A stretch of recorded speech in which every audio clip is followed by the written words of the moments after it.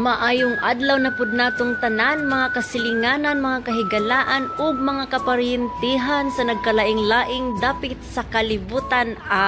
Lawan pas yang kandiis, lawan pas sa akong kandiis, mabawar man akong kandiis. So, for today's video di ay gikilig nako. Gikilig nako, nganong gikilig man ang akong beauty. Yes, kay nakabati na jud ko sa labaw pa sa I love you gikan sa akong banana love. Ang unsa man kana ang iyang higaws ni anang gabi nga ming sweldo nako. Hoy, Diyos ko, murag gibayaw sa langit ang akong beauty. O sumuog yun na magpakilig sa mga inahano nga ang word nga ming sweldo na kay basta ba banat na kaagad sa mga gastusin, bayarin lahat na lang. So at kahit na konti na lang ang matira, at least meron pa din. So, di ba? So, since na nagkapera-pera at lumuwag-luwag ang ating bulsa, syempre, kakain tayo ng masarap. Of course, reward, bali ba? So, minsan lang din naman ito. So, after nitong mga yummy-yummy, balik tayo sa mga gulay-gulay. So, ayan. So, itong aking lulutuin pala ngayon, nakita nyo naman, ay bulaling. Bulalo. So, ano ba yung kaibahan ng bulalo sa nilaga? Siyempre, yung bulalo, yung utak doon sa gitna, yun yung bulalo na tinatawag nila. So, yung nilaga kasi mga buto-buto lang yun, hindi ba? So, ang aking nilagay muna noon ay paminta, liso, at sibuyas lang na bombay. Tapos, pinakulo ko siya talaga yung malakas na apoy na talagang kukulo siya. Tapos, sabay lipat doon sa pinakamahinang apoy. Kasi gusto natin siya ng slow cooking. Tsaka, gusto natin na gulatin mo na yung baka. Tapos, saka siya hihinaan bigla.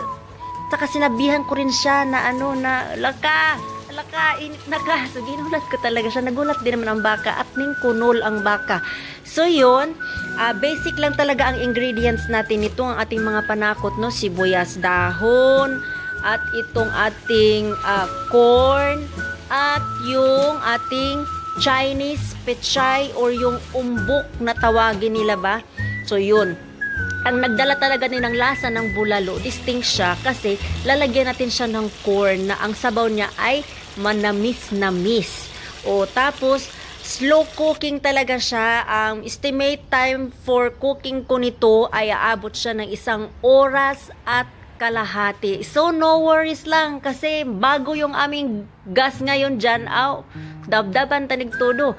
So, ang pinaka-importante din pala na ginagawa ko pag ako talaga nagbubulalo ay sarap-sarapin talaga itong mga kumukutitap sa ibabaw ng sabaw. Bakit? Dahil babarayan sa ating mga ugat. Tayo hindi na pabata ng pabata. So, hindi natin kailangan ng mga bonggang ganyan. Hindi man makuha lahat, pero at least na nabawasan yung mga sobrang taba na hindi naman natin kailangan.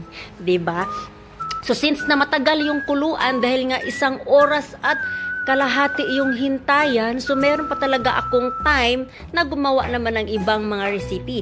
At since nung bumili ako nung baka doon sa supermarket, bigla kong nakita sa Filipino restaurant itong turon at ako'y naglaway naman talaga.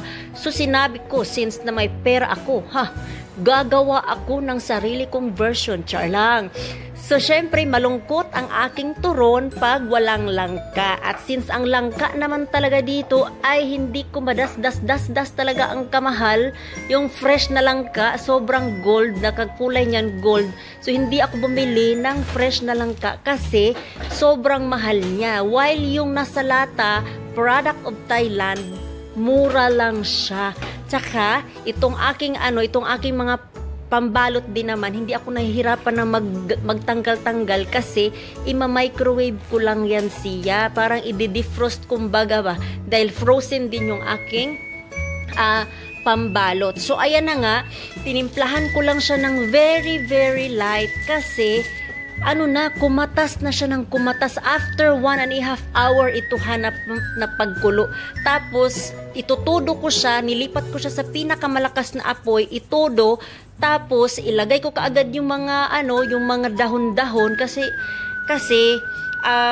finale na ito. Tapos, after ko niya na malagay yung mga dahon, patay kaagad. Kasi, ano lang naman ba ang espiritu ng mga dahon-dahon? Tsaka, sobrang init ng ano na to, init ng lutuan na to. Magkukontinue cooking siya. Talagang makapal yung puwet kasi nito. Lahat ng mga panluto namin, makakapal yung mga puwet at stainless talaga siya kasi hindi kami nung mga tifal na dahil tatakot kami doon dahil nagagasgas siya at baka makain natin. So yun talaga, tapos na yung aking pagluluto doon at proceed na kaagad ako dito sa aking kinikrave na tawag nito turon, kasi ako talaga pag nagkikrave ako ng turon o anything kahit hindi turon, hahamakin ang lahat, masunod lamang. So ganyan talaga ako. Pagka ganyang gustong gusto mo ang isang bagay, ay gagawa talaga tayo ng paraan yan. So since ako naman ay mahilig talaga magluto, luto kaagad at may pera dahil nga bagong sahod, bili kaagad at luto kaagad. So since na maaga akong natapos ng aking pagluluto doon sa aking bulaling, so gagawa muna ako ng merienda para sa aming dalawa ng aking baby girl, kasi aking baby girl ay walang pasok today. Ang kanyang tatay lang ang may pasok. So mamaya ang hapunan namin ay yung bulalo. Tapos in the meantime, habang nag-aabang kami ng pag-uwi ng aming tatay love, ay kakain muna kami ng merienda na turon with langka. So ako talaga pag nagtuturon, ang sugar ko nilalagay ko doon sa loob, pinapalaman ko siya. Ayoko siya yung kinakalat dyan sa mantika dahil dudumi yung aking mantika. So ganito lang ang aking ganito lang ang aking turon na itsura niya, 'di ba? Bongga-bongga, hindi siya sunog, sakto lang. Tapos ang effect niyan ay para siyang tanghulo, na parang nagko-coat yung sugar dun sa tawag nito sa turon. So yun lang din ang gusto ng anak ko. Ayaw niya yung may mga nagkakalat na mga sugar na nasusunog na. So yun lang talaga ang kanyang gusto. At since naman ay yun din ang aking gusto, gawin natin to. So thanks God na naman today kasi ang sarap ng mga pagkain. So paano papayat sa ganitong mga sitwasyon palagi. So thank you Lord, and guys, thank you guys sa pag-subscribe ninyo and sa mga hindi pa nakasubscribe, since pa-subscribe naman po, salamat po, love you all. Mwah, mwah.